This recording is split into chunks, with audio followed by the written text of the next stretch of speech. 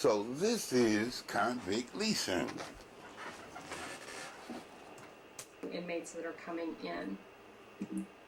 So this is, if I can figure out how to turn it, there we go. This is the Huntsville Penitentiary. It was built in 1849. This photograph is from about 1866, so right after the Civil War.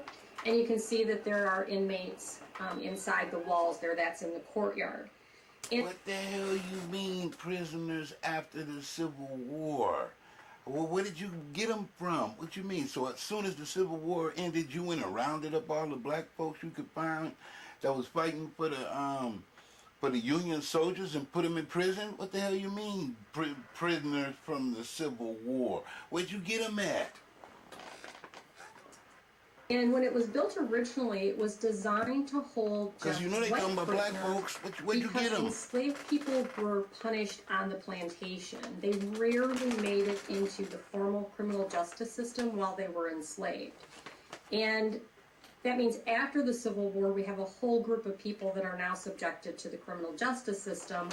And there's going to be a dramatic... So they saying as soon as slavery was over, it was like at midnight, now everybody's a criminal. Everybody black that used to be on the plantation is a criminal now. Now they just been criminalized, y'all. Yeah, because they finna charge you with vagrancy, and that means you broke. That means you don't have a job. And now they going to give you a job, and that's called free labor, which is really like the Holocaust. They might as well compare this to the Holocaust with the Jews and stuff, right? Only 4 million of them died. Well, look at us. It's like hundreds of millions of us dying. Don't tell me it was 3,000 or 4,000 like they be lying in these papers. Nigga, it was millions. It was more black people over here back then than it was white people, man. And they was on the plantation. So don't tell me it was just a handful of people and that you can't compare this to the Holocaust. Increase in the number of arrests. You mean you just freed me, and now all of the slave catchers is looking for me all over again, talking about they gonna put me in the penitentiary because I ain't got no money. And convictions. Hey, that sound like today. And they are targeted. There are newly created laws that are put into place that are designed to control the labor of former slaves. So, for example, there's a vagrancy statute in Texas that makes it illegal to not have a job. And for African American men and women, their job had to be working for a white landowner in agricultural labor. And if they weren't, they could be arrested for vagrancy.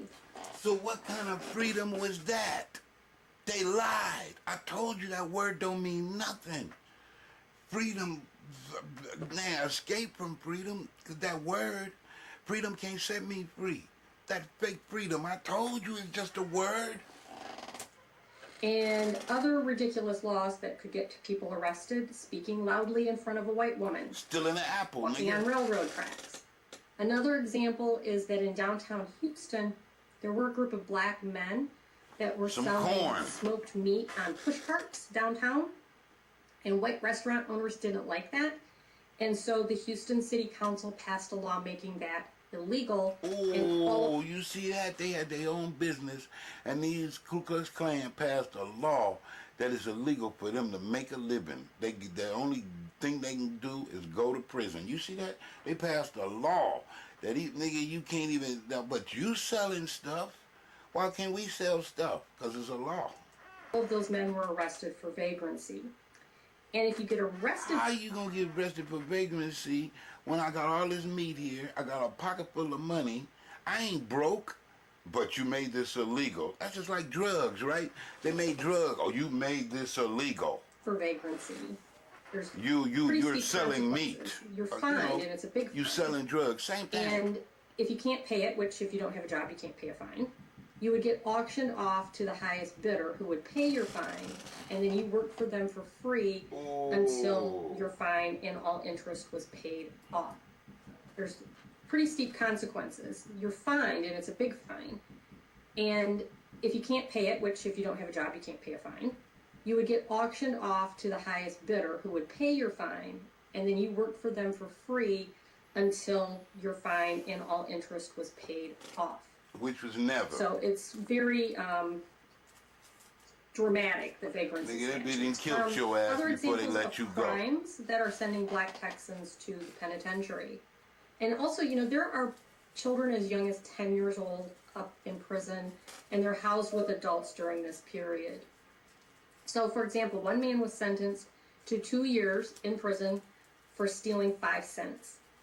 Another 2 years in prison for taking half a plug of tobacco. One man got 7 years for taking an orange. Oh. And another I didn't know that. You sow an apple, you get 3 years, and an orange, you get 5? Oh, hell no. man is actually convicted of theft, and all he did was take I guess 'cause they know you ain't got no teeth, so can't eat the apple. some wool out of the garbage, out of the trash, and he made a pair of socks from it, and he was charged with theft and sent to prison. So, prison for taking half a plug of tobacco. One man got 7 years for taking an orange, and another man is actually convicted of theft, and all he did was take some wool out of the garbage, out of the trash, and he made a pair of socks from it, and he was charged with theft and sent to prison. So in Texas, and really across the South, there is no money to maintain those penitentiaries, let alone repair them. And so states start experimenting. So why did you make them then? Why did you create them then? These people ain't no criminals. Y'all laws is the criminal. These laws you passing is the crime. These people didn't do anything wrong. They was just trying to survive. Experimenting with what to do with all of these new inmates that they have. And so they was trying to think make about their like own public businesses. works, working on roads. So this is an image. And you told them it's illegal to have a dollar. It's illegal to have your own business. Only business you could have is being a secret sharecropper. So then that's what they call sharecropping. They got that name sharecropping. Because now instead of you ain't just sharecropping in agriculture, with fruit and shit and produce and shit. No, you're gonna be sharecropping, building some tunnels, building some bridges, building some railroads. You're going to be building some highways. You was going to be doing some chain gang hard labor type of penitentiary labor type of stuff. That's what kind of sharecropping you was going to be doing. And it wasn't even going to be your choice because they passed a law to make you do it. So what's the difference between this and Russia? How was way back then, before, when they called it slavery, but it was the same thing as Russia. When Russia and China forced their people to go do all this work for free as prisoners too.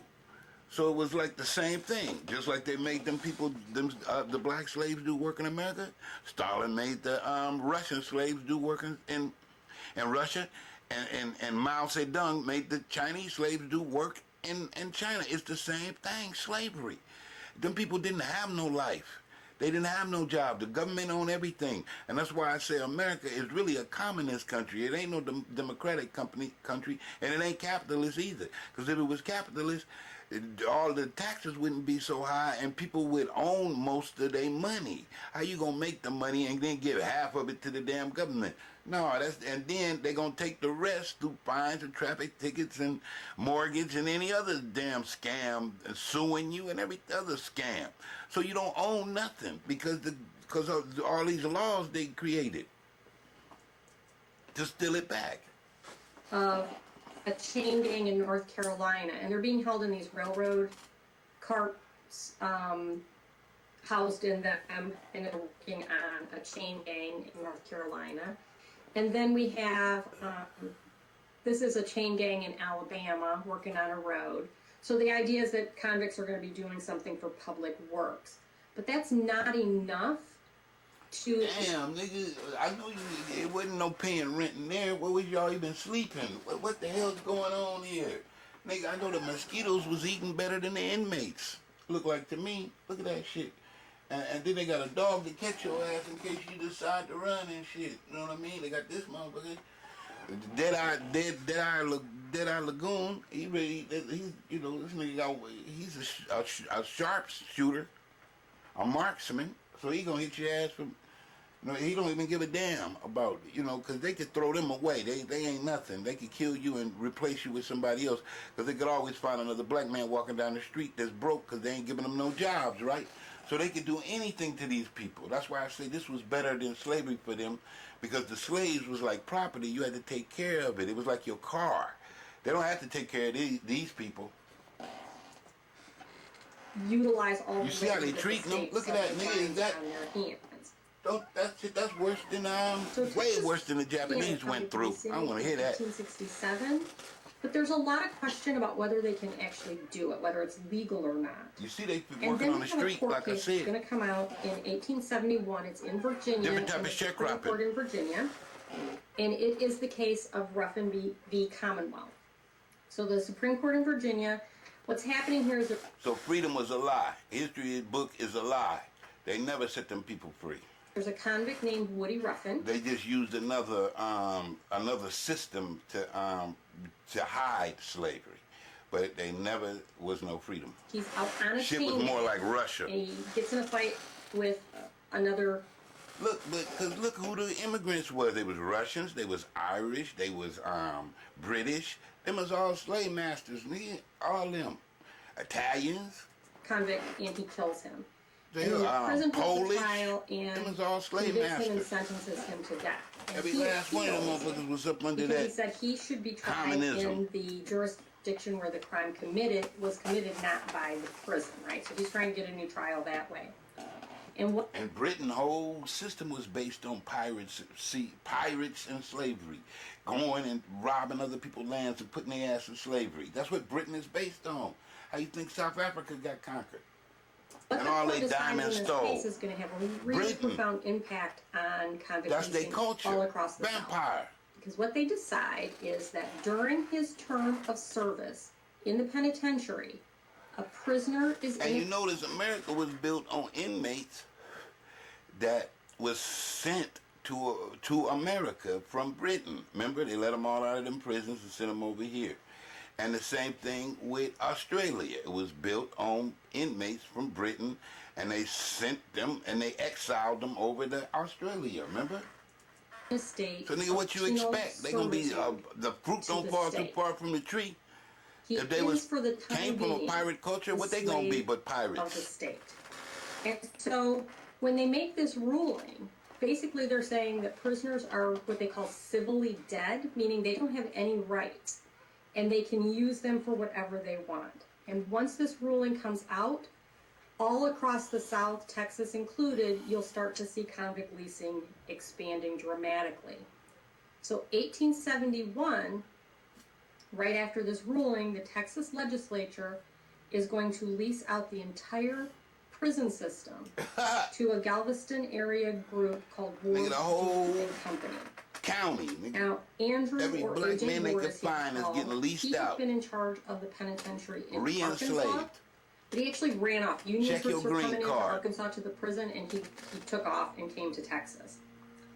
And so this company is going to get to start with a 15-year lease. It's going to be, they pay $5,000 a year for the first 5 years, and then it goes up to $10,000 a year, and then by the last 5, it's $20,000 a year into the state. And then they're supposed to take care of the prison. Now, they also get to use prisoners for whatever they want. They use many of them on their own plantations, and then they lease others to other area plantations. Damn.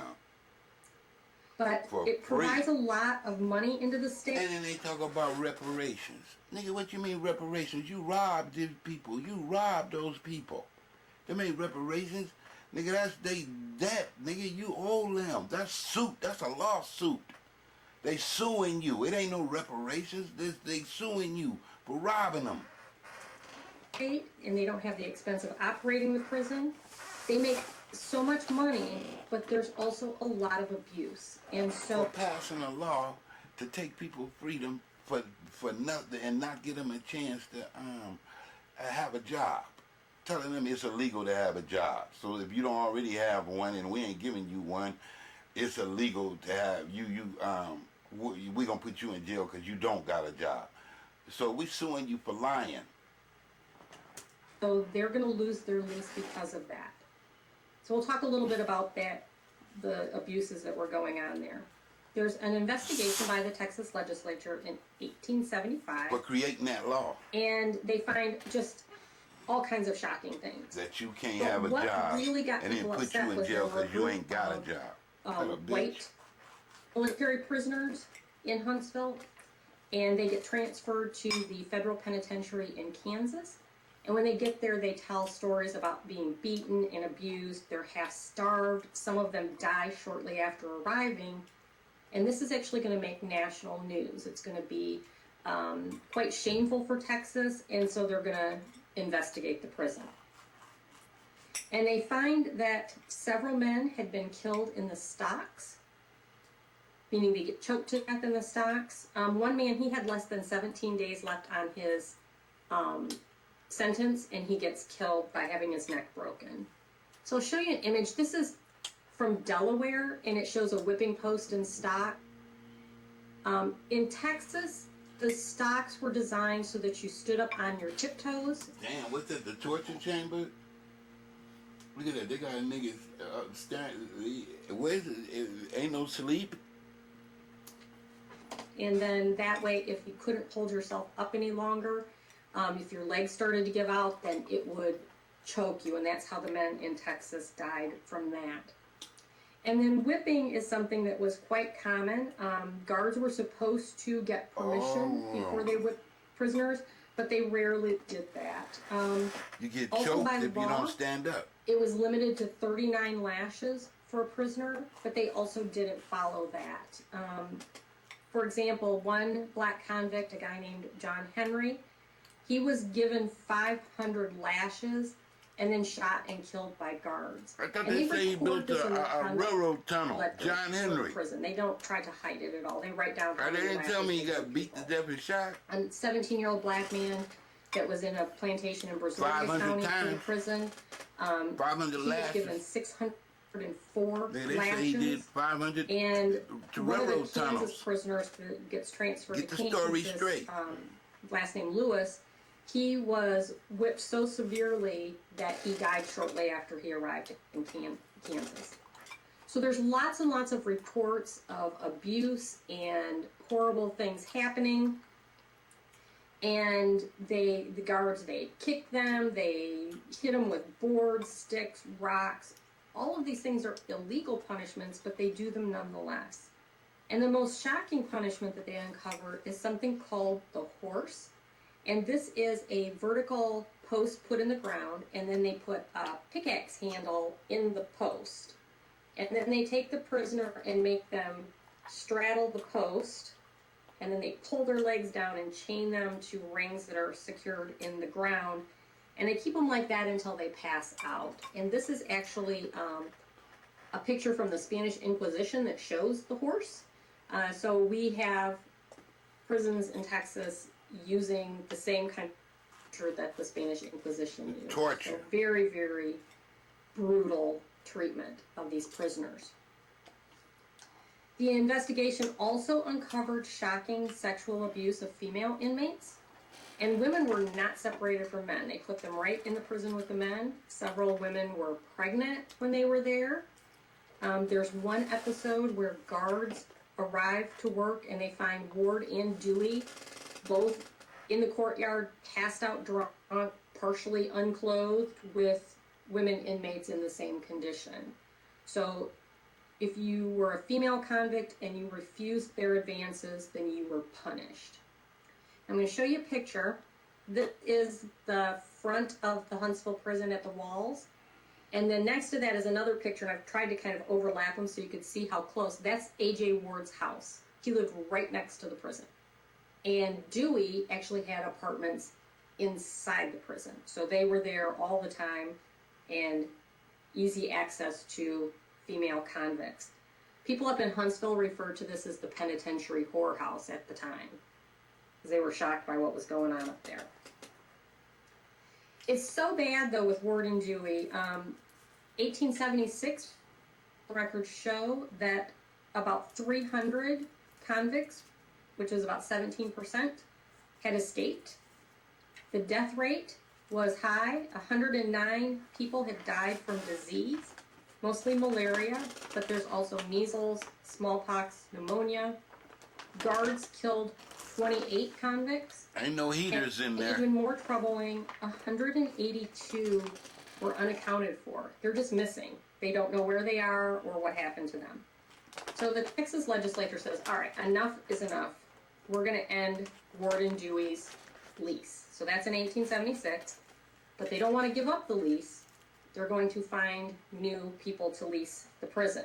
And that's going to be Cunningham and Ellis. So they get a lease through 1883. It's Edward Cunningham and Little Barry Ellis.